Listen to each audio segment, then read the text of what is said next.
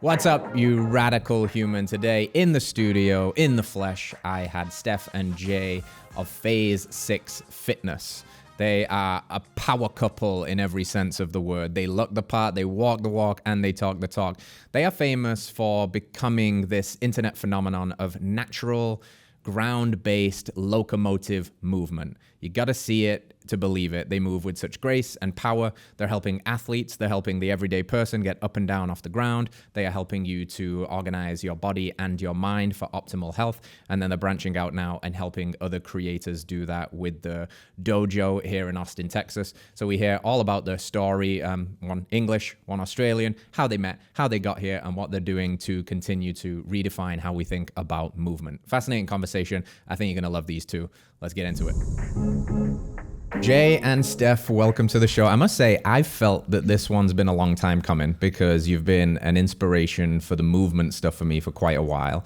I noticed the English connection and the Austin connection, so it felt like it was only a matter of time. And here you are in the flesh. Welcome. How are you doing? I'm very good. Thank you for for having us. Yeah, It's a pleasure to be here. It is a long time coming. It feels, since we've been in Austin. I think originally you guys reached out after the Meat Mafia podcast. Correct. And Oh, cool. it got lost in the DMs as always. Well, we were just saying, you guys are like a collective, over 1 million followers on Instagram now, and it's been really cool to watch your trajectory and just this rocket ship. So I can anticipate that the DMs get wild sometimes. So I'm glad Instagram hides them too. They put them in this hidden request There's folder. two hidden. Yeah. There's like all requests, and then there's hidden requests, and there's top requests. I don't know. So yeah. It's confusing. Thanks for reaching out. It means a lot that we have you guys support. Yeah, I'm excited to chat to you because I want to get into like the nuances of Phase 6 and everything you do, because I think it's a fascinating approach to fitness. But you've also got a really cool story. You don't kind of end up in Austin by accident, really. It seems like you've very intentionally been thinking about where to go and put yourself in the best position. So take us back a little bit. Take us on the journey. How does the Aussie meet the English girl and end up in Austin? And we'll go from there. Oh, yeah, I mean, the story of how Steph and I met, I'll give like a quick rundown, because it's a very long story. But I was born in Australia originally, and then I 19 years later moved to the UK. Didn't really have any direction, and did a lot of jobs and corporate jobs. Ended up in a corporate job. Fortunately, this corporate job's office was right near a gym, and that's where I'd go to. And this one day, they have these small little windows overlooking the parking lot. And it sounds creepy when I tell this story, but we're together now, so it's okay. 9 years. And I saw this girl walking across the parking lot, and I still remember what she was wearing. She was wearing, a black sports bra and blue Nike leggings. And I was like, wow. And she came in, and her mum's extremely high level Pilates instructor. So they were doing their own thing. And then that was on a Wednesday. And I made a promise to myself, if I saw her again, then I would, have the courage to go up to her and say hello. And then didn't see her on the Thursday. Then the Friday they came in.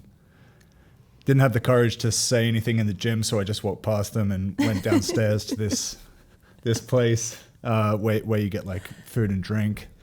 And I ordered a drink, and I was, drinking it slowly to see if they'd come down, to fulfill my promise to myself.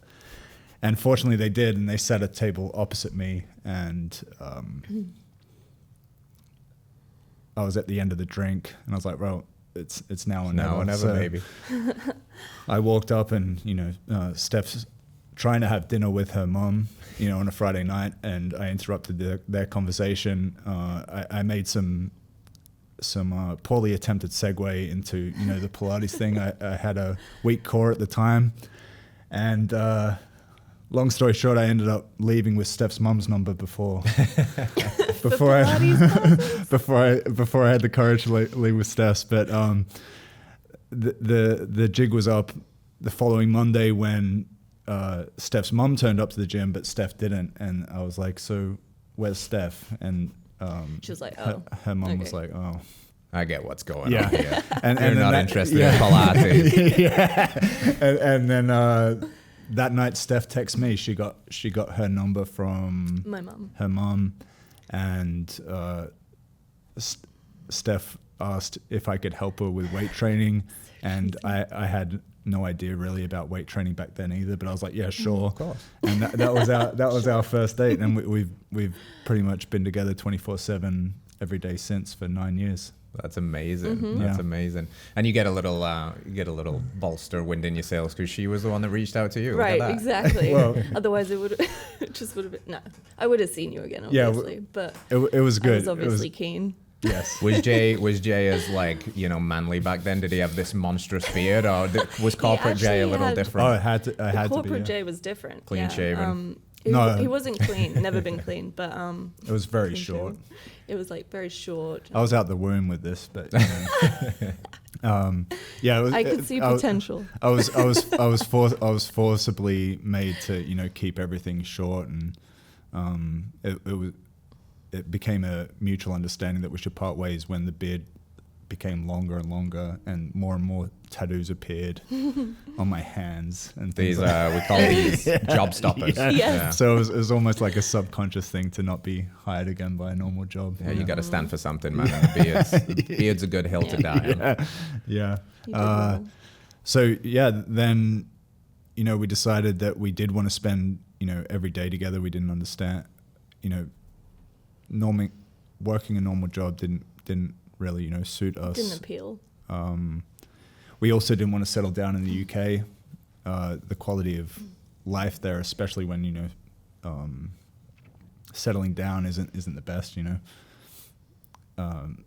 financially wise and weather wise and everything like that. So we decided to move to Australia, and a place called the Sunshine Coast, which is one of the most beautiful places in Australia. Like everything you can think about as being stereotypical Australian, like seeing kangaroos hop down the street, seeing koalas in the trees when you're walking through the national park, humpback whales breaching in the water. That all happens there, and it is one of the most beautiful places on earth. And we moved there originally to settle down, and we actually got a loan to leave the UK, which at the time was, I think Steph got like a £7,000 loan, which I don't is think it was that much. I think it was less. maybe $5,000, so say like $6,000 US, and which you might as well have said $600,000 to us at the time, because when I left my job, I had enough savings that I could live off like $50 a week. And that was much more appealing to me for at least 2 years, and that was much more appealing to me than working a job. So that's what I did. So I didn't have anything left by the time we went to Australia. You could come to my house. Yeah, I just get food from Steph's house, and so we moved to Australia on this loan. And it was literally like $6,000 was like $600,000 to us at the time. So we're like, we'll stop in Thailand, we'll stop in Bali. Oh, yeah. Before we get to Australia, keep everything cool and relaxed. And then by the time we got to Australia, we had absolutely no money left except for one week's rent at this hotel accommodation place that was like a long-term hotel accommodation. And fortunately, the person there called Megan it was called Sundance Apartments. She really took to us, and she really helped us out and got us a place more permanently that was, a lot less. It was like $300 a week, Australian dollars, but we still didn't have enough to pay for that. So it belonged to a surfer and an air pilot. he was an right? air pilot who would go to Papua New travel a Guinea lot. and surf. So he was never in his apartment, basically. But it was like right next to the beach. But again, we didn't have enough money to even pay for that, really. So we had to, come to Which was come up like with an idea. which was like just over 300 Australian dollars a week, by the way. So Yeah, which it is isn't like a lot. $200. But And back it was like 500 meters from the beach and everything like that. But so what we did, we tried getting normal jobs again, and it just didn't feel like it was working. This was back in 2018. So I started Ubering, but the Ubering was only paying enough off to pay for the car rental. So what I started to do is I took all the people I would get from the Uber and created my own company, which is a private car hire company, and then moved them over to there. So then I would get all of the income. And Steph started a raw cake business that was sugar-free. Should make these awesome Oreos, raw Oreos, which are called Oreos. They were refined sugar-free, dairy-free, and gluten-free. And she would slave away in the kitchen for like 6 hours and should make like $50 for like 6. And that was like the starting point of us like getting into the entrepreneurial mindset. So even though we were earning, you know, not very much, it was still, we were doing our own thing. And then we quickly realized that we really wanted to pursue, you know, our passion, which was, you know, athletic performance. And at the time, it wasn't so heavily intertwined with ground-based locomotion. It was just unconventional training in general. Like kettlebells and things like that. So we started to develop the concept of what turned out to be Phase 6, which we launched in June 7th of 2018. And we wanted always to be known.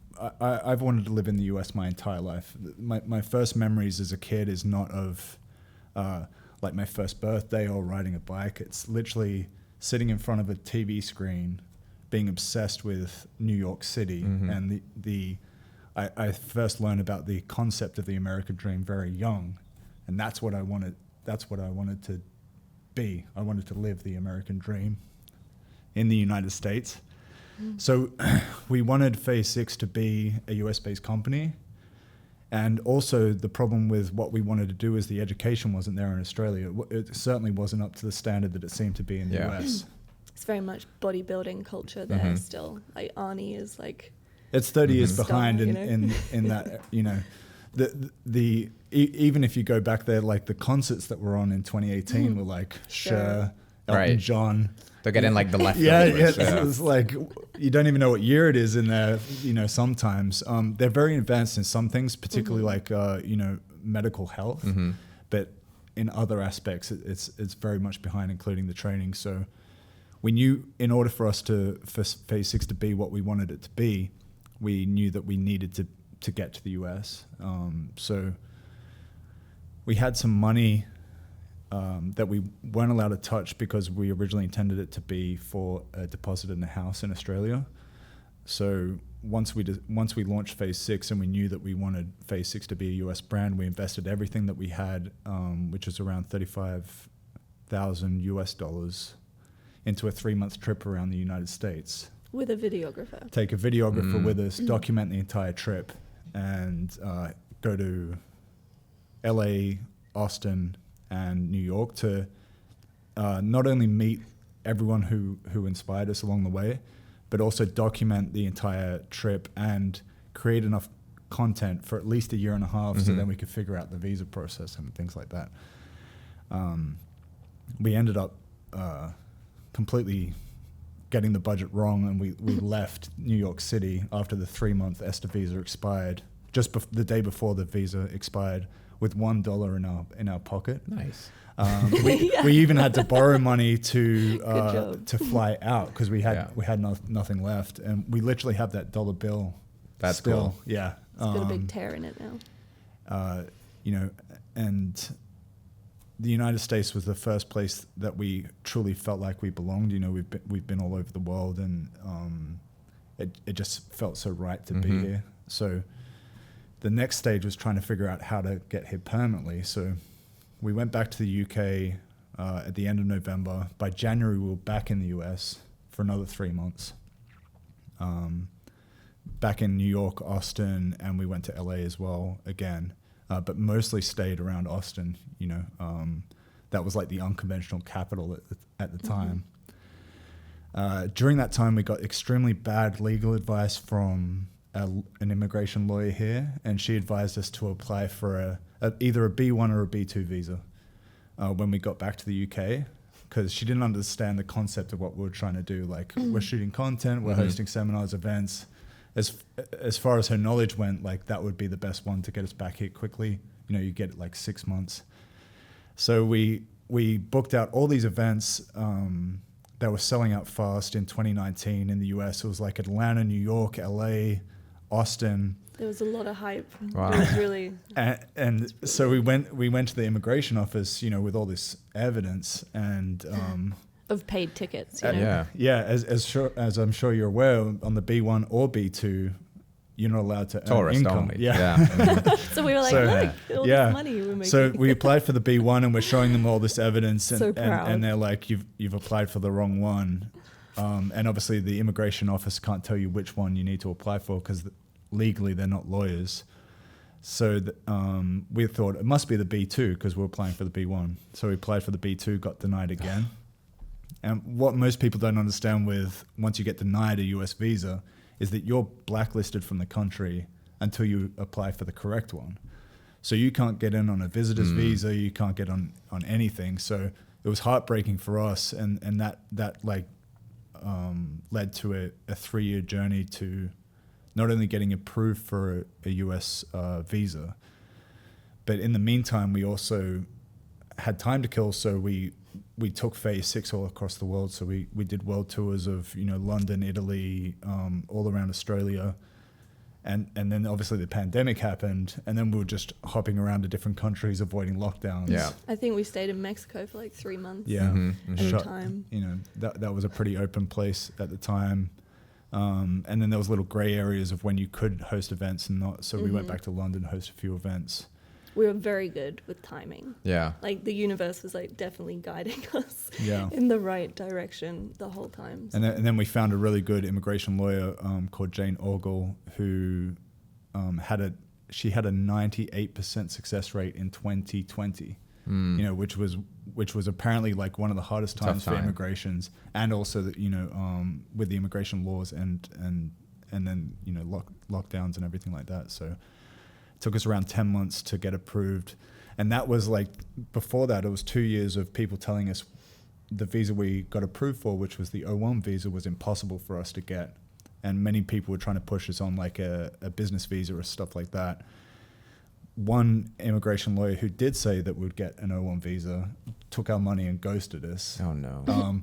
Which, you know, you can only ever connect the dots backwards. It was a great thing. We didn't understand at the time, but looking backwards, had he been our lawyer, he would have got us denied again, because the level of evidence required that he was asking us for was not what we actually needed. It was like 2 letters. You know, so we would have. it's going through the immigration process, you know, and wanting to live your dream is it's almost being like on trial for a crime you haven't committed. Yeah.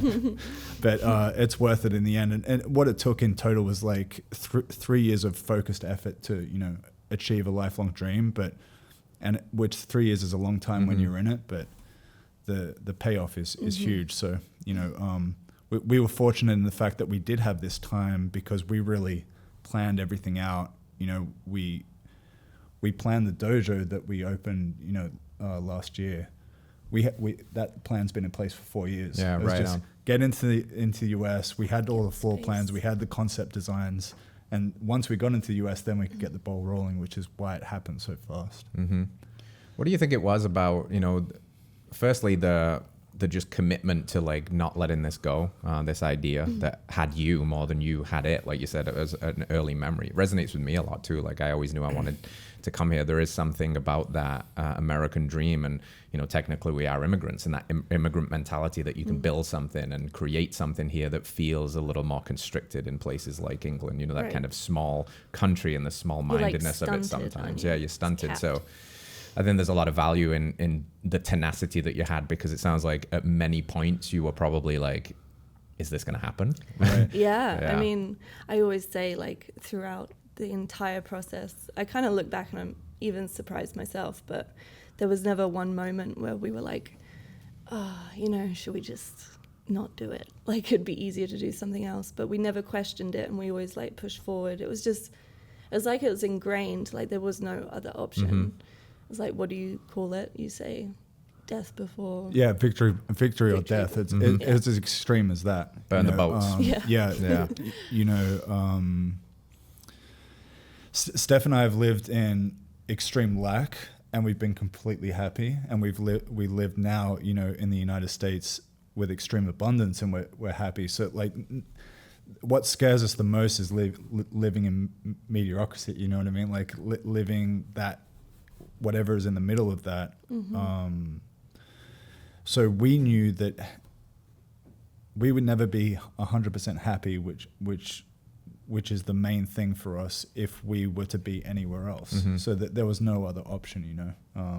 And I truly feel like, you know, citizens of the United States, if they realize what you have to go through in order for you to get, you know, approved and prove that you belong in the United States, people would have a lot less to complain about, and seize the opportunities that this country presents that don't happen anywhere else in the world, which you'd be able to say as well, because we've been pretty much everywhere. You know, there's something about it here in Austin specifically where people just come together and unite, which is the main thing, and actually get stuff done that makes a difference, you know. It's special, man. Yeah. It really is. And like so much of your stories resonate with mine too. The world travel, the fact that when Nicole and I landed in Australia, we had $500 in cash to our name, and she left it on the bus from the airport. No. So now we had nothing. Thankfully, somebody turned it in. So a good Samaritan turned it in, and that got us. That's like, Australia. That's the Australia. That got us a week in a hostel in downtown Melbourne, and then we ended up living in a Brazilian guy's shed for the next 2 months, and then we found a place, and it was all this journey, you know, so similar, you know, just like that rags rich, as I say, but rich in the currency of happiness, not necessarily drowning in monetary wealth, but like feeling like this is right, you know, and this abundant mentality that ultimately landed us here and ultimately lands us having this chat today. So it's really cool. I'm curious, like, you knew and the vision was clear. When did you have the evidence that phase 6 you were really onto something? When did you start to see the hockey stick of growth on socials or the interest in the workshops? When did you kind of go like, oh shit, this is it's happening? I think when we took the videographer to film all that content, it was of majority fitness content at the time, and as we started to post that over the years, that's when it was like skyrocketing. Like people were picking up on it and we're getting a lot of traction. And then we kind of came up with like, should we put out something that people can buy? You know, like we didn't have much confidence because we've never like sold anything of our own before really. And we came up with like this program PDF. It was just super basic, like a 7-day workout. And I remember like the first time I connected it to like our Stripe account, and we woke up in the morning and we had money. And I was like, fuck, like people want it. People are buying it. It's great. Like we had a lot of interest, and it was just from there, I think, because of the confidence grew from there, it just kind of took off and it kept growing. Our socials blew up fairly quickly. Like we're getting a lot of traction. And the great thing is, you know, back in 2018, the content that you created, you didn't need to speak to the camera really, you know, that's been relatively recent. The content that was really popular back then was, you know, highly engaging movements or beautiful cinematography around movements or things like that, or pictures. There was none of this content where, you know, people want to directly hear from you right then. So that's the type of content we focused on. So the great thing is that people, which was the plan, people perceived us as we were from the US, which was great. So, you know, before that, it was like just following the statistics of where we were most popular, which was the US, you know, which again helped with our eventual visa case as well. And like Steph said, the first 18 months of phase 6, we were putting everything back into it. We weren't earning income, so you know we were asking for favors and all this type of stuff. And what's the situation Steph was just talking about then was not long after we got denied the visa, and ended up blacklisted from the country at that time. So it was a pretty dark time in terms of you know, trying to figure out what to do. But having that when we released the program and not having anything in the account or everything just going out, and one day Steph waking up, and it was in London, and she sat up from the bed and went to me, "We've got money." I was like, "What do you mean we have money?" And then whatever income we generated, we would put back into phase 6, and the content we would create to create the more value than we were able to receive. Right. You know, so. And also like choosing to travel with that content. So like filming in a lot of different areas, a lot of different gyms, making sure that people were aware of who we were, and just being seen in multiple cities, I think was a big turning point too. And like seen doing the workshops everywhere, like we'd always document everything from the very beginning. And I'm so glad we did that, because people were able to see from the very beginning up until now. And yeah, like the workshops in Australia, even those like in the different cities, Melbourne and Sydney. And we always wanted it to stand out too, and take our passion, you know, because the first memories of mine, you know, of cinema. So we always wanted our content to be of a high quality or very cinematic. So even when we didn't have the money to invest, really, there was many times where Steph and I had to choose a meal or our dinner over a videographer. You know, so we would always choose the videographer. It'd be like, have to get that content. do we need to shoot content or can we eat? No, let's. I guess it helped keep you lean. At Yeah, least. we were very lean back. Then. I think I was about 160 pounds or something like that. So. Yeah, it was always making sure that Priority. we maintain a standard of content, and I do feel like, first off, people recognize that. You know, people either consciously or subconsciously recognize when you're investing in yourself, and most importantly, investing in content that provides other people value, and they respect that and resonate with that. Especially back then, because it was mostly filmed on the phone and stuff. That's a very good point. That's stuff. something that stood out we were with like, you guys early was like, firstly, not only is it cool because it's so different, we Right. should talk about that too, because there's a bunch of, you know, lifting weights and things like that, but you were doing something that was very fringe, new and exciting, but it was filmed very cinematographically, and that definitely stands out. It cuts through a lot of the noise. That comes from all like our inspiration from, you know, great directors and cinematographers and things like that. So even in the content you see now, there's many inspirations drawn from like David Fincher, you know, like even the dojo is very heavily inspired by like the Fight Club concept, you know, because that was a huge inspiration for me growing up. The film, just of how it changed my life in terms of how I'd perceive things. And you know, Steven Spielberg and J.J. Abrams, you know, like getting lens flares, and Wes Anderson films, you know, like quirky things. So all these things are implemented. So we implemented pretty much everything that wasn't to do with fitness into our content, and that made it stand out more. Because and also we didn't follow fitness content or creators. We always followed like entrepreneurs. So we kind of followed their business models instead of like what everyone else was doing in the fitness industry. We took a lot of Gary Vee was a huge inspiration in the beginning of just like understanding social media content, because I didn't have a social media account up until I met Steph, which was like, and it took me a year to get that. So, it was, you know, I've only been on social media for like since 2017. Even when I had a personal account, I didn't understand why I would have a personal account, you know, unless I was looking to provide value to people. You know, you can only do so much sharing photos with your family and friends. You know? So then we studied a lot back in the beginning, you know, Gary Vee's ideas and how to implement that into what we do. You know, gathered information from what was happening at Tesla at the time of how they were advertising or not advertising. It was all word of mouth, you know. We even have a lowercase I. So when you write out phase 6, the I in phase 6 is always lowercase, is like tribute to Steve Jobs. You know, like the lowercase I on an iPhone, things like that. So just little things that we implemented. But we also wanted to implement like a punk rock kind of late 80s LA rock and roll style to it, that was very nonconformist and unconventional. So, you know, even our logo is specifically designed and has tons of tributes to that. So, you know, the stamp is the Ramones stamp, which is, you know, originally the US seal. And then we even have the Guns N' Roses font in phase, you know, and then the 6 is our own. So it's like adding these little things. Even designing that, we wanted something to people would wear that wouldn't even necessarily.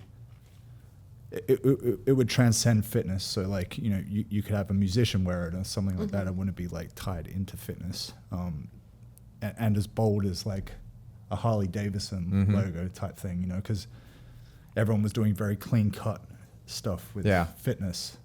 It was very like, you know, like a symbol or like the letters were like, you know, so we wanted to be like bold and in your face. Well, and we were a media company, really. So, you know, we always had that in the back of our head. It's not just fitness. Yeah, we always wanted Phase 6 to eventually be, you know, head into media, you know, content strategies and things like that. Yeah, it's really cool. I love this, you know, mental razor of how you do one thing is how you do all things. And it seems like the level of attention to detail you've given to everything is really embodied that, all the way through to how you guys present personally and how you move too. Like Phase 6 as a, you know, I'll let you kind of give the spiel on it, but it's very ground-based, locomotion, natural, you know, feet strengthening, joint strengthening, moving through space well, but it's not sloppy. It's very controlled. It's very intentional, and it's very cool, and it's edgy. That means a lot. Yeah. Yeah, So thank you.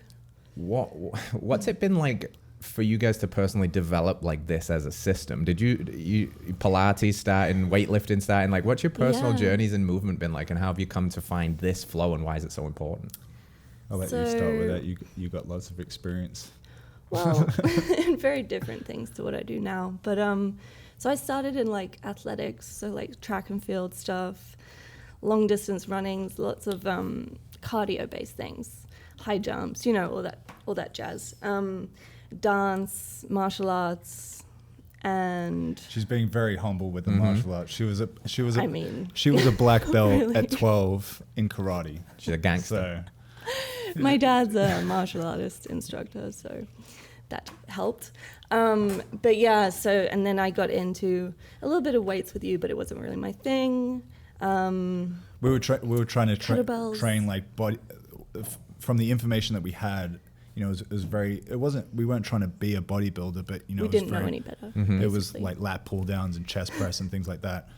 And as we mentioned earlier, I wanted to expand my knowledge, which is one of the reasons why I needed to get out of the UK and then eventually Australia, is that I tried one of those crash course PT certifications. You know, you pay like $5,000 and in 6 weeks you get a certification, which I found odd anyway. You know, the turnover of that, I kind of felt like, you know, the quality must suffer if the turnout is that fast.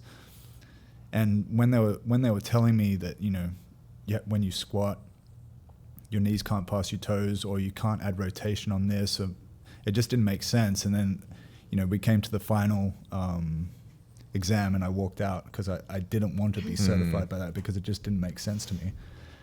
The best thing about that certification is that it introduced me to kettlebells.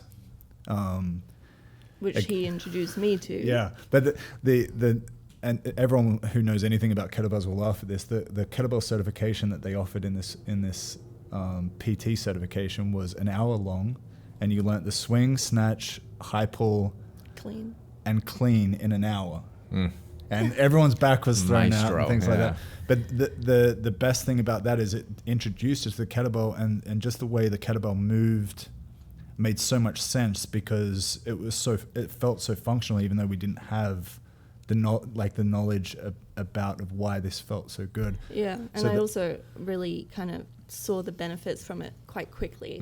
Like with the other training methods, I didn't really, it wasn't clicking with me, and the kettlebell was just because of the ballistic movement and just how you can be so dynamic with it, I really, it became my thing. Well, it became our thing. So we started doing a lot of that.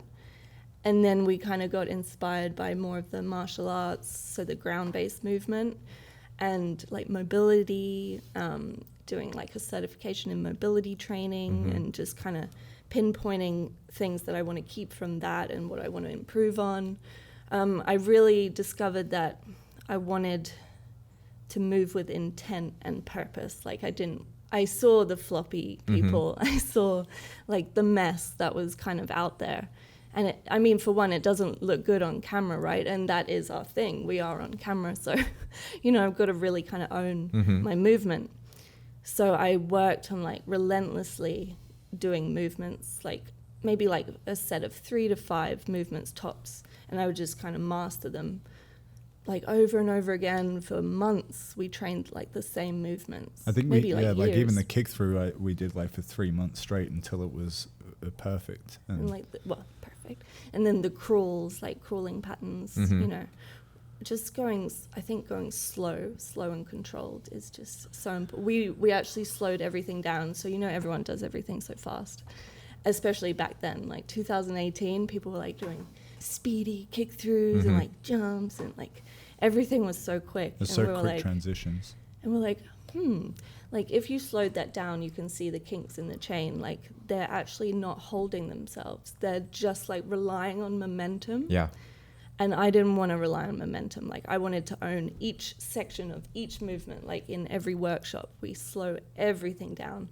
So I wanted to like pause at every transition, own it and move through. And then it kind of allows you to be super smooth, and smooth is fast, right? So then you can go fast. It's actually much more impressive as well. And people, way more impressive. The knowledge wasn't as up, even because, you know, social media was just like kicking off around then. So, you know, 5-6 years later now from that point, where people have been consuming so much valuable content, people have a better understanding of what they did now. So, you know, when people were doing stuff slow, they maybe subconsciously knew it was like, oh, that must be really hard to do.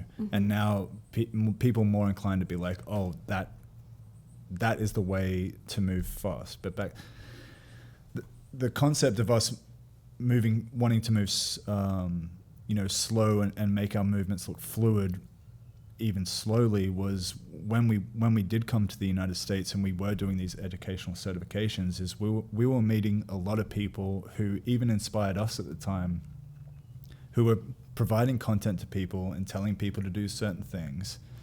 But then when we got to these certifications, it's very revealing. It revealed that they couldn't actually do it themselves, especially slow movements. And what we quickly realized is that they were almost faking the movement by doing it so fast. But then you've also got to take responsibilities. You're sharing this content to inspire people, but then you're potentially getting these people injured at the same time. So we're like, well, we might as well do everything slow. Yeah. And not only will your content stand out against people doing everything fast, you know, it's even something as simple as like a shin box. You know, people were doing that really fast to show that they didn't have limitation in the hips. So let's try doing that really slow. You just know, intention behind everything. And again, it did help our content stand out, and helped us grow faster by, you know, doing these movements slowly. A term that gets thrown around a ton in fitness these days is like functional. Right? Everything's got to be functional. And I think what you guys is one of the best definitions of functional. You're getting back on the ground, and you're, you know, when your left hand and your right leg have to move at the same time, there is like something that's going on that's mental, and there's something going on that's physical, and you can tell. Like I've done similar training modalities too. It's easier to go faster because you don't have to be in integrity with every inch of that motion. Yeah. So applicably speaking to like how you think about the importance of these stuff, like the crawling, the ground, getting up and down smoothly and efficiently. Why might that be so important for people to think about incorporating into the training? Well, for one thing, just longevity wise, you know, losing that skill of being able to move fluidly on the ground is one we lose very early on in life, but one that should be maintained throughout. You know, you can train on 2 feet your entire life, but as soon as you hit the ground, you'll be like a fish out of water, and you won't know what to do or how to get up. How to fall. Especially if you fall, you won't know, you know, there's no knowledge of where to put hands and things like that. So working out on 2 feet will never improve your fluid movements on the ground, but by working on ground-based movement will greatly increase anything you do on 2 feet. And that goes from, so if you go from standing to ground and ground to standing, that teaches you, you know, which is important for all of us, but, you know, particularly athletes, is understanding how to be comfortable on moving on the ground, but also getting back to 2 feet using at least the least amount of energy possible, which, we train people in the army, we train with athletes, and all those guys require, especially in the army, their life depends on them being able to get from standing to ground to standing, and the training hasn't been implemented as much. So just having that understanding of getting back up to your feet will not only greatly increase everything you do on those 2 feet, but also help you fluidly move and be able to implement these things into your training as well. Well, also we never really forget to walk, do we? Like how to walk. But it's amazing how many people, like in our workshops, for example, when we start to talk about the rolling, like a forward roll, a backward roll, everyone's like terrified. And I was the same, like, because you don't practice it anymore. And then it just becomes this unknown entity that you just never want to get into again. And getting everyone to actually, like, break it down and get into it again. And people are like, this is great. Like, why did I not do this for however long? But it's just amazing how we just instantly get scared of things that we could no longer do. So we like to keep those implemented within our training. So, it's like the best of everything. It's like MMA. Like, why would you just do jiu-jitsu when you can do both? Like, you want to be good standing, you want to be good on the ground as well. Takedowns, Everything. things like that. But it's fun, right? Yeah. Like, that's another thing that people forget. Exactly, I it's think so much fun. one of the bigger mistakes people are making these days is just like, they logically can square the circle of, right, I need to exercise. I understand that now. It's important for my health and longevity and even my brain and all of that stuff. But then they become so trapped by doing things that they don't necessarily like just because they should. Like, I don't know, they're pounding the pavement running, or they're, they're doing the machines in the gym and they're like, all right, they hate it. they're just trying to convince themselves I have to do this because it's fun, because it's good. And meanwhile, they're missing out on the aspect of doing it for fun. I know. And then fitness gets like this negative connotation, and then they see everything as like, everything to do with fitness and to be healthy as like a negative, and it's a chore and it's a punishment, and like you should just work out to burn calories or sweat. It's like that's such old information. Like, there's so much fun you can do. Like, movement is my meditation. Like, I don't wake up in the morning and meditate. I used to like visualize and stuff, but my movement is where I have like 2 hours and I'm just zoned in. I have my music in too, but I'm just zoned and I just focus. And that is like such a positive for me. Like, I just want more people to be able to do that and to see like the amazing side to it. And like everyone has their own, some people are born to do the bodybuilding type thing. Some people are born to do, the CrossFit workout. That's exactly what gels with them. But the ground-based movements that you do, and majority of the time maybe people don't do it is because they feel silly. But exactly. Like especially the animalistic type movements. But if you have an understanding of what the benefits it provides, and how to actively, progressively overload those movements, because what happens with bodyweight movements is, with weight training, it's very easy to understand how to progressively overload a movement. You just add more weight to that specific exercise. Easy to track. Yeah. But with bodyweight movements, something as simple as a push-up, people will just do push-ups, but they'll never challenge themselves to like maybe do a lean forward push-up, add time under tension and all these things. And then even with something like a gorilla walk, going from like a gorilla walk to an alternating gorilla walk and then a step through gorilla walk, these progressively overload those movements so you become stronger. And those movements as well, like the gorilla walk greatly increases upper body strength, scapular, straight arm strength. When doing it correctly, it builds strength in the hips, which will greatly increase all of your upper body movements and your lower body movements. And then the lizard crawl, the lizard crawl, you can progress from like a hip switch crawl, which is an easier version, to a Komodo crawl or an alligator crawl, and then like stay low on the lizard crawl. These are progressively overloads of the movement, and it's infinite basically. And all those movements will greatly increase anything that you do conventionally in the gym, but the same isn't true the other way around. That's a big point, man. So I recently moved to Cookeville, Tennessee, and I just so happened to land in a place where I didn't know this before because CrossFit's never been my thing, but it's the mecca of CrossFit because a guy called Rich Fronin is there. He's known as the GOAT of CrossFit. So I'm like, maybe I'll dabble with this. I've always been into fitness. So I walked into that gym and a couple of things became apparent to me really quick. People were impressed with my movement quality and mobility, having never trained those movements. And that was because of the base that I had from this kind of stuff. Foundation. Now, always in my warm-ups, what I'm doing is crawls. I'm doing under switches. I'm doing crab reaches. I'm doing kick throughs. And people are like, that's really cool. Another thing that I noticed is sometimes we'd wrap up class earlier and I'd pull the guys over that were super strong and super fit and they could, front squat 225 and snatch this, that, and the other. They were good athletes, but as soon as you put them in those positions, everything breaks down. And I think that's the perfect example of what you're saying. Like in these movements, they're very strong and they look really good, but when you broke it down and asked them to even just crawl in a quadruped position, like everything was going sideways. Compromise. Yep. And I think it's also a big part of it is the breathing, because in CrossFit and everything that's so intense and like, everything's like get it done as quick as possible. They don't, well, correct me if I'm wrong, but I don't feel like they connect their breath with their movement. I feel like, majority of the time, bodybuilders are like holding their breath. And so I think that's a big reason as why it doesn't translate over to stuff like what we do, because they don't know how to control their breath and use it to like move with.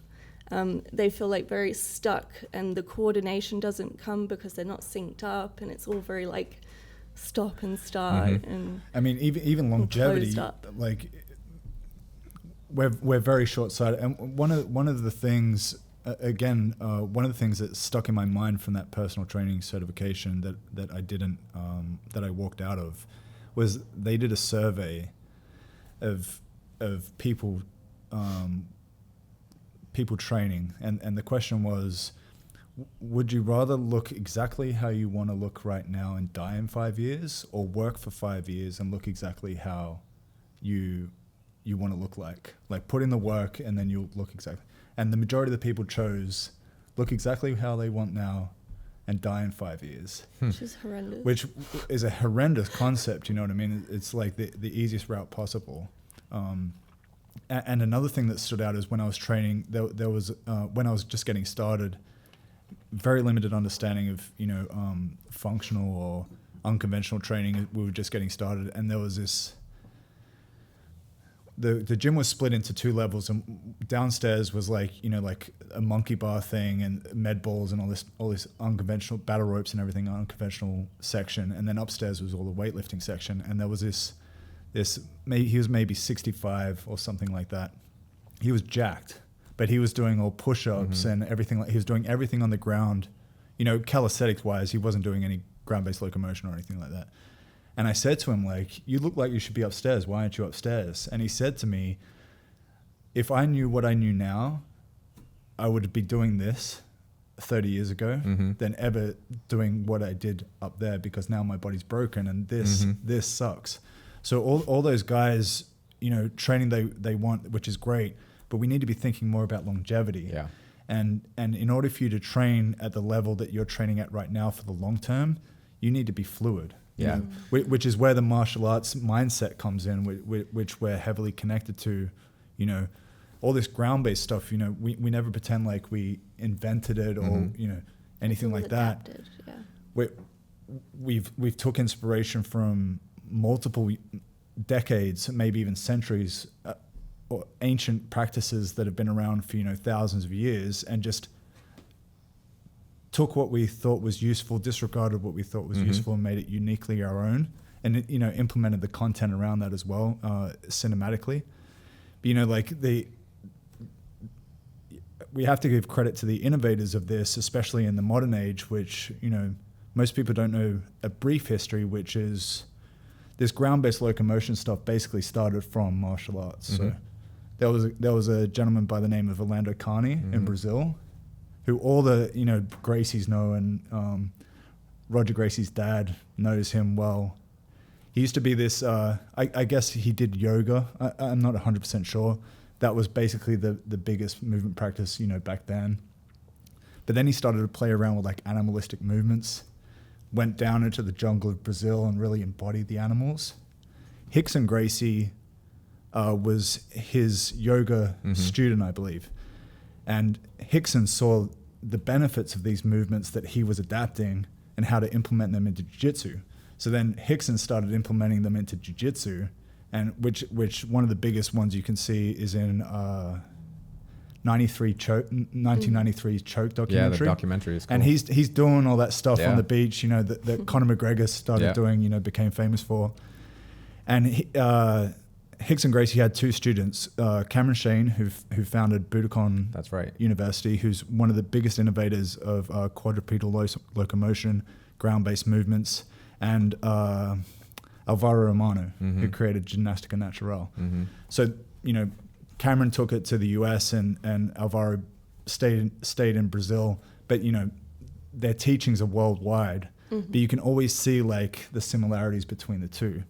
And that's, we actually got to the opportunity to train with Cameron in London when we were working on our visa.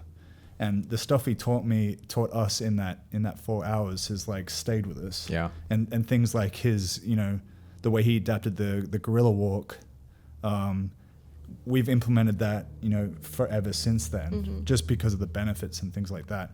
And it's just all evolved, and, you know, people have gathered inspiration from all that type of stuff. But if you see any of those guys and first off, how strong they are, you know, Hickson Gracie was one of the greatest of all time, if not the greatest of all time.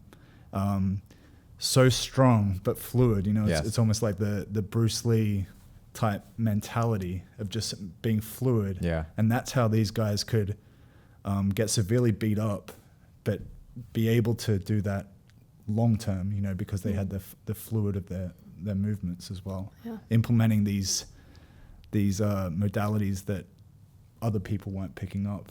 And it's basically going from being able to do this type of movement. You can go into any type of conventional lifting and with some training be successful at it, but the same isn't true the other way around. You know, that's the main thing, and that's what counts for longevity. I agree, man. And I think that's what we all want at the end of the day. We want, you know, these other things. Maybe we've got to scratch the itch for competition, and we want to look good naked and get confidence, things like that. But none of it's going to matter if your health starts to deteriorate. I see these memes online all the time. It's a funny joke about the guy crawling out of bed with a life support machine, and it's like working out after you're 40. And I'm like, sometimes 30, no, which bro. I'm like, no, that's not. Fortunately, it's going up and up. You know, it's like, you know, 30 is probably the new. 40 is probably the new 30 now, thank goodness. But yeah, it doesn't have to be that way. It doesn't. You know, age does not define ability, you know. Yeah, but you've got to take like what you guys are saying and weaving in this wisdom of martial arts kind of philosophy and embodiment of your movement practice and looking at it like that, I think is a really cool frame, because it gives you the ethos and the overall kind of level of reverence and respect for the practice, to treat it as something like even with the name, the dojo that you've created, like it's a form of study, it's a form of meditation, it's a form of worship, it's a form of honoring the body. And because of that and that approach you take, it's not just one of like go harder, go faster, lift more and destroy your body, because then, you know, you might have a lot of fun doing it now, but in 10 years time from now, you're that guy that's saying, well, I used to be able to do that, but now I've got 2 knee replacements and a hip replacement. Like, the goal is to have fun, of course, but like do this forever, like live long, drop dead. That would be great. Think about the long term, which I do think, you know, thank goodness this is the positive power of social media, or one of them, is that there's so much information that we're able to collect now and make our own minds up. You know, as long as your feed is a positive one, and you know, it's valuable content, you're able to adapt, you're able to implement these things that you're learning through other people's valuable content to focus more on longevity. Whereas it used to be, you know, live fast, die fast type mentality, you know, of like the rock and roll ages. But now it is slowly, even longevity is starting to become a buzzword like functional. But the best thing about that is that it just promotes longevity. You know, so the way we train, the way we do, is because we want to be doing this, you know, 60, 70, 80. And it is possible because there are people moving like that, and people's ability is becoming even better, even from what we've learned, what we've viewed at our workshops. So more and more people turning up over the years, they have even more ability than what we did, even 5 years ago. So it's incredible. Increased. Yeah. Well, I'm sure you guys, like any great martial arts teacher too, like you're trying to leave it better than you found it. Like the goal is when you guys start doing all of this, you're kind of taking that Bruce Lee mentality of adopting what's cool and, leaving the rest. And what happens now when a 12-year-old kid get exposed to phase 6 and they start moving at 12 and by the time they're 30 they are like a master and they become like they transcend you and they like advance it again. That's what we exactly want. what we're doing. Yeah, it's the jiu-jitsu thing, we want to create leaders, not followers. So that's amazing. And one of the things we do teach not teach, what we say when we start one of our educational events or workshops is that we're providing the best information that we have to us right now. But that doesn't necessarily mean it's going to be true in 5 to 10 years, because there's stuff that we thought 5-10 years ago that was true has been proven to be incorrect. So we need these younger people taking the information that we're providing them or anyone's providing them and innovating from there, and not being held back into like one particular method or told that they can't deviate from this training methodology because this is what's worked for 100,000 years or whatever. That's one of the things, unfortunately, we found out from a lot of people we looked up to is, they got so stuck in their ways they couldn't see movement how to innovate it. And some of these guys were some of the biggest innovators of their time, but because they'd got I guess comfortable, they couldn't see outside of that. So that's something we always want. There's a girl I think called Jada Banks. She's a jiu-jitsu practitioner. I think she's around 12, and she implements ground-based locomotion into her jiu-jitsu practice. So she did a few viral videos because she would come onto the mats, guerrilla style, and then her opponents would be like terrified straight away. And then because she had understanding of ground-based locomotion, the match would be over like that.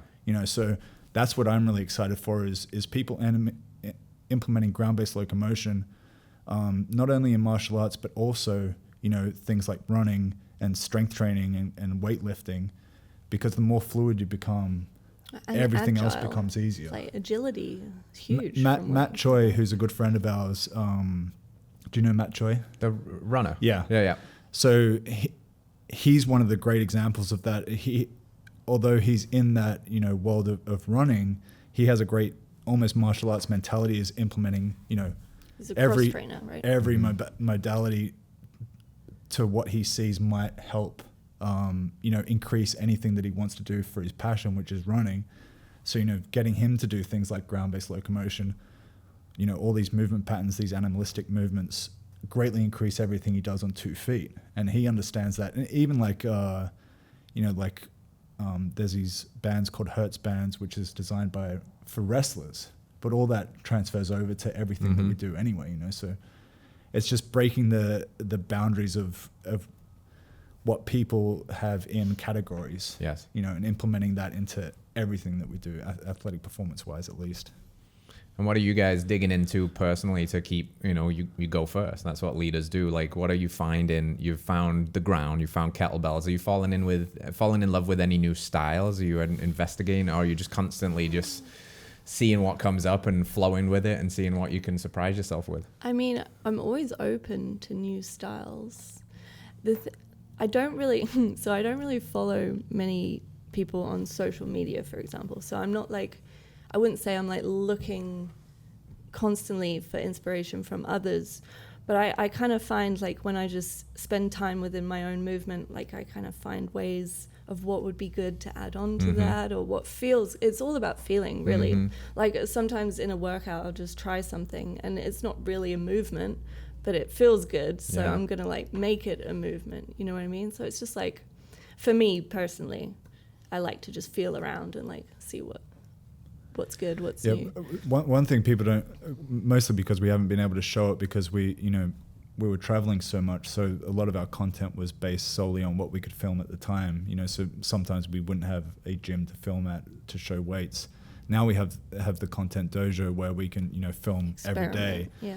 Now we're showing like the other areas of our training that maybe people didn't realize that we do. So, you know, Steph can lift heavier than most guys in the gym, and her pull-up is superior to most other people, especially men in the gym as well. I believe it. There's it's really interesting to see, especially when women train, there's no ego compared to men. You know, like men muscle through things to achieve a rep, whereas especially something I've observed with Steph, she would rather do low amount of reps but make them absolutely perfect, because she's not competing with, you know, or just myself. The only competition is herself. So, you know, making that perfect, and then by focusing on doing, you know, those low reps perfectly, then all her reps increase at the same time. Whereas, you know, a lot of people muscle through it.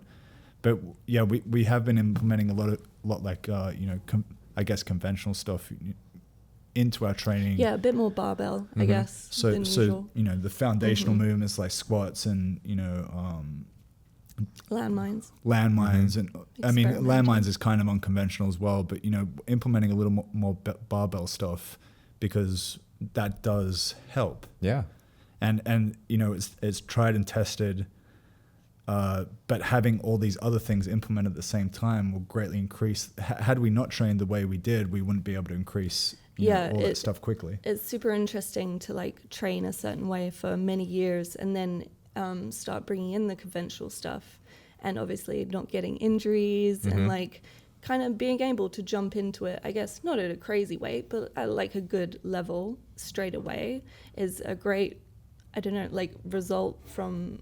it just shows people that the crossover is there, and like building the strong foundation is so important, and it gives you like this freedom to try all the different modalities if you wanted to. Yeah, the freedom. Like, I think it's very I validating. It is very validating to show that your system works in myriad ways, that you can kind of step into any arena and feel comfortable because you have this trust in your body. Like, it moves well. And like I get to have a wide range of experiences because of that, which is running so cool. The other day, like haven't run in since 2017 probably. In barefoot shoes too. In barefoot shoes. I got a 7 minute mile. 7 minute mile. And yeah, what people don't realize is that Steph did, it wasn't shown in the piece of content, but because she had no baseline, Steph had to run a mile before that mile as a warm up. You know, which again, Steph's very competitive with herself, so even that was, you know, relatively quite fast. You know, she did 9 minutes. And then they did like 800 repeats. I'm not sure if I'm getting the terminology right. I'm not really into running, but I think that's what it's called. They were basically doing sprints to, you know, get the adrenaline going and things like that. And then it was the 1 minute mile, and not to mention that it was just barefoot as well. But, you know, that's a testament to how Steph trains, is that all this stuff does transfer over. But, you know, the disclaimer is that it's probably not advised to go straight running a mile in barefoot shoes. So, you know, Steph has trained barefoot for years. We wear Vivo barefoots all the time. So, you know, all these things contributed to that success of that 1 minute mile. Very cool. I was very proud of her. Very cool. I'm not doing it anytime soon, so it's just... She's like, I'll just cheer you on from the sidelines on this one. You got it, babe. I'll do the content side of things, and that's good. Yeah. So let's round this conversation out. We've teased the dojo a little bit, and it sounds like you've created a really cool collaborative space here that's for exploration and movement and content and collaboration. And just like you said, this was something that was in the vision space 4 years ago and is now like birthed and alive and well. So give us the rundown on what the content dojo is. Yeah, I mean the concept changed over the years. You know, originally it was meant to be like a gym, but 20,000 square foot. It was really 20,000 square feet, and it had all this stuff big. and big. But there's so many people in Austin, you know, doing great things, and I feel like the gym space is well taken care of. You know, there's lots of places where you can go. And to be honest, we didn't want to be gym owners, so it basically was born out of a need for us, really, which was, you know, all the filming we've done all across the world. We've never had when we've gone into a place to film, we've we've been limited in terms of the content we create because, you know, you've got to think about members, Time. timings. You know, most gyms have now implemented things you can only shoot a certain time or a certain day, and they're usually not good times to film. So we wanted to create the Content Dojo as a dedicated space where people can go in to shoot content that, you know, whatever content that is in athletic performance, whether it be, you know, ground-based locomotion, things like that. So it's a 5,000 square foot space. 2,500 square feet is jiu-jitsu matted space. Nice. We have 2 MMA cages on either side of that. Fences, sorry, 2 MMA fences on either side with 3 boxing bags each. So we can, when the MMA athletes come in, you can still get like that cage pressure training and things like that. And then the other side, the other 2,500 square feet is a basically functional gym space. So we got turf and, you know, the calisthenic rig and every unconventional tool you can think of. But yeah, it's been specifically designed for shooting content. So even, you know, the paint we've used it's black, but it's a specific type of black where if you were wearing black, you'd pop out from the background. You know, we have LED lights in there that can change to match a brand that's filming in there. We have a massive Phase 6, you know, neon sign, things like that. Nice. It's on Peerspace, you know, to rent for content creators to film, but also have a space where we can host our educational events, but also bring in, you know, other industry leaders to help share their methods and not be restricted by, like, you know, gym times or things like that. Right. So love it. It's a concept that is very, very new in Austin. I don't think there's another place like it. Just judging by Peerspace, there's not a dedicated space that looks like ours designed for content. You know, there's only like another like 2 and one on Peerspace there's only one that's like a CrossFit gym that is open all the time, and the other one is a home gym. You know, they both haven't been designed for, and they both have members. Yeah. So yeah, lots of cool things happening there. You know, we're shooting all of our content out of there now. All of our online programs, part of Phase 6 Media, we're shooting other people's content, including, you know, we're in charge of doing the Vivo Health online courses. Amazing. Things like that for Vivo Barefoot. We're even talking about opening up a Vivo Barefoot storefront in the reception area of the dojo. So, first one in Austin. Right? Yeah, that'd be amazing. They're great partners as well. Like, they're incredible. I wear mine every day. Shout out Vivo. Yeah, we've been helping with research and development of a new shoe that's launching at the end of May, and it's a game changer. Let's go. I can tell you after this, but you're gonna like it. Oh, tease. Yeah. Tease. It's an absolute game changer. You know, especially they're so good because we were brought into research and development in January of 2022, just before we came to the US, and we were in this gym, and you know, every single person from Vivo was there, and we were explaining how our movements don't translate over to, I think it was like a Primus. Motor strength, right? A Primus shoe at the time. Oh. And how, like, you know, when our feet were in a certain position, it would catch, or when we were doing a crawl, like this plastic would catch. So they've designed this shoe. It's so cool. That's very cool. It's coming out in the May, and we're going to be part of that campaign. So you'll know when it launches. You'll see us. Yeah, that's amazing. So having that space, you know, to bring Vivo in and all these, you know, Roger Gracie's going to be hosting a workshop. We're speaking to people like Move You and WAC Method and things like that to just make this the hub of education, but also give content creators a space to create content, you know, especially in our world. Yeah, and it's not limited to just fitness content creators. Like, this is open to entrepreneurs of all types. Yeah.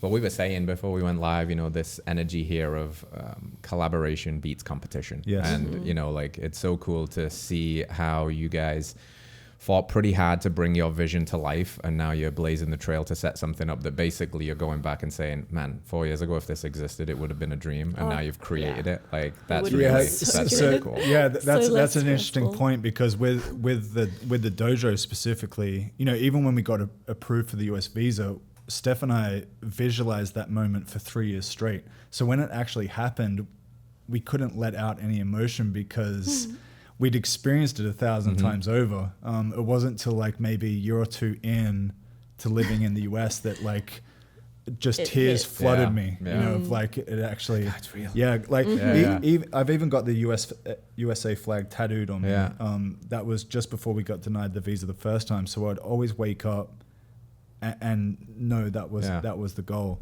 And then with the dojo as well, you know, we developed the concept and the renders 4 years ago. So this has just been in our mind. So now when it was built, you couldn't have that same feeling like, wow. So now we live through other people when we bring them in. When they go, wow, we're like okay, oh, great. It is pretty badass, isn't it? Yeah. You know, seeing their happiness and because basically we designed it to be almost similar to where the car pulls through Jurassic Park, you know, when they see the big gates. So when you open the door, it's like that type of grand feeling. That's what we wanted. And when you see people walk in, that's what you get. You get people just doing this. Yeah. You know, cool. It's incredible. So we're living through other people's excitement at the moment, but it brings us a massive amount of joy. Obviously. I can't wait to see it. And people who are in Austin, you can go check it out too. Where could people go to, you know, just keep up to date with everything? They might want to get one of your programs online, keep up with you personally. Where are you going to point them? So we have phase6online.com, which is all the online programs.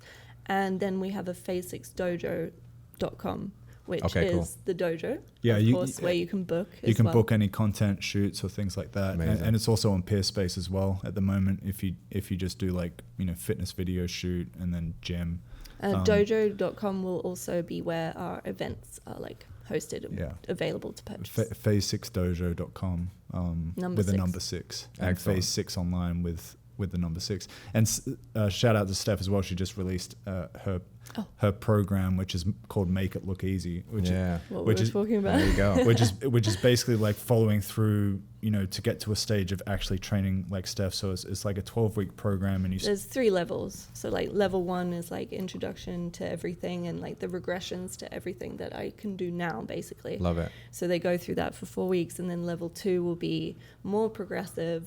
And then level 3 is like the ultimate level where they'll be training pretty much how I train now. Wow. So it's like something to work. Yeah. And I advise women and men to try that because I've tried one of Steph's workout and following her leg workouts, I had a few previous injuries, and I found this great physical therapist in Austin called Alexis Griffin, and she helped my movement. And then I followed Steph's leg programming for like, you know, a few months. And I went from being able to only deadlift a trap bar without weight with my physical therapist to 400-pound deadlift in 9 months. Wow, let's go. And that was let's go. Following the strong women, you know. So. There you go. I love it. I love everything that you guys are doing. Thank I'm super excited to see the dojo. Yes. Get you some organs in there somewhere. We haven't even talked about soil. I'm on them right now. We'll have to run it back. Yeah. It's a pleasure to have you guys in studio, and thank you for sharing everything with us today. I think people are going to be... You got to check it out. You just got to check it out. You got to go see their Instagram, because it's like trying to describe an avocado to someone that's never had it. You're like, it's kind of got this shine to it. It's kind of creamy. It's really tasty. But you got to experience the avocado. You got to go see what these guys do. It's incredible. Thank you. And if you're looking for us on Instagram, it's Phase 6 Fitness. Phase 6 was taken. Yeah, Phase 6 was taken, so we had to add the fitness at the time. J.Rose.phase6, Steph.Rose.phase6. We keep it simple. Phase 6 Dojo is where you'll find the us on Instagram. Thank you very much, guys. Thank you so much. Lot go crawl around on the ground a little bit. All right. We'll see you next week. Peace out. Bye.